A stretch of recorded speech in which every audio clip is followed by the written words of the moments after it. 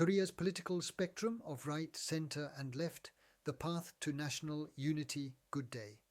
I am Professor Nam Yong Lee, and I also serve as chairman of the Bukak Forum, a fellowship of more than 2,000 PhD-level policy experts devoted to guiding and enlightening the grassroots citizens of the Republic of Korea in order to advance a sound liberal democracy and a sustainable free market economy. My fellow citizens, when we speak of political tendencies in our society, we often use the terms right-wing, centrist and left-wing. Yet too often these words are misunderstood, misused or weaponized for division rather than understanding.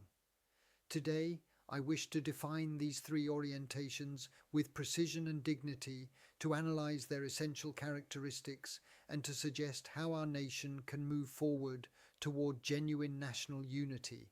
First, those on the right hold freedom and responsibility as their highest values.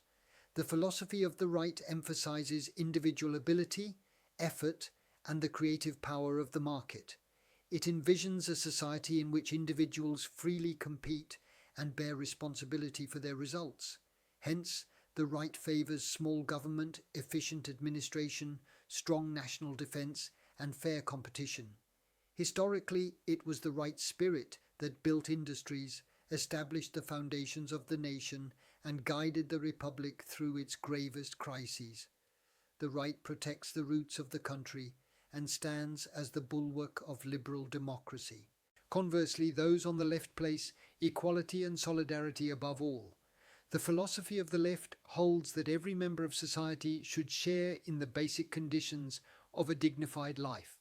Thus, it seeks to protect the vulnerable, reduce inequality, and strengthen welfare and public services. The left's contribution lies in softening the hardness of society, ensuring that the state safeguards human dignity and provides a social minimum for all.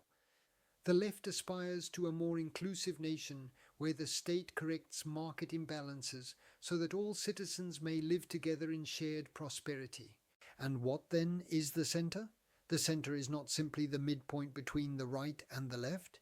It is the spirit of reason and balance. Centrism is not an ideology fixed in doctrine, but a pragmatic attitude that seeks realistic, workable solutions according to circumstance and time. When the economy falters, it draws on the efficiency of the right. When society suffers instability, it draws on the compassion of the left. In this way, the centre is not the boundary between ideologies but the axis of problem solving itself. Yet in our current political reality, too many politicians prefer division to persuasion. To rally their own base, they vilify opponents and disregard or attack the moderates who form the heart of the nation. Such tactics may yield short-term gains in popularity, but in the long run they erode public trust, fracture national unity, and weaken the very foundation of the state.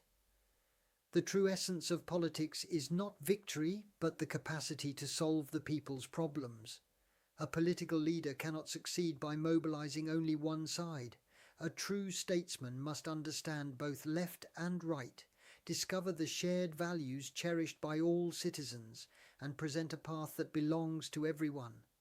Only when freedom from the right, equality from the left, and reason from the centre are woven together can a leader earn the trust of the nation.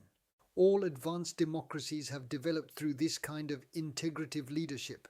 Chancellor Angela Merkel of Germany, though the head of a conservative party, embraced social welfare and environmental protection, earning the trust of the entire nation. President Franklin D. Roosevelt of the United States upheld the free market while expanding social equality through the New Deal. This is the global standard and the world's best practice in democratic governance. In Korea, roughly 30% of citizens identify with the right, 30% with the left, and 40% with the centre. Yet these are not mere statistics. They reflect the intellectual maturity of the Korean people.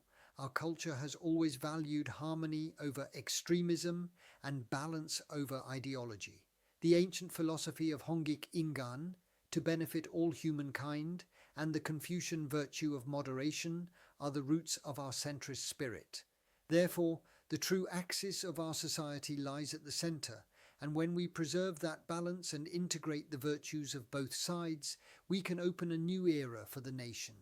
My respected fellow citizens, the right is the spine of the nation, the left is its heart, and the centre is the wisdom that unites both wings.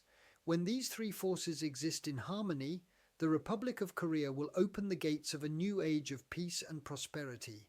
What our nation needs today is not a politics of division, but a politics of unity, not politicians who inflame conflict, but leaders who guide and enlighten the people. It is now time for all of us to transcend ideological walls, to learn from one another's strengths, and to seek the universal values embedded within our differing convictions. When we do so, the Republic of Korea will stand tall as a mature, civilized nation, a land where freedom, justice, and equality coexist in perfect harmony. Thank you very much.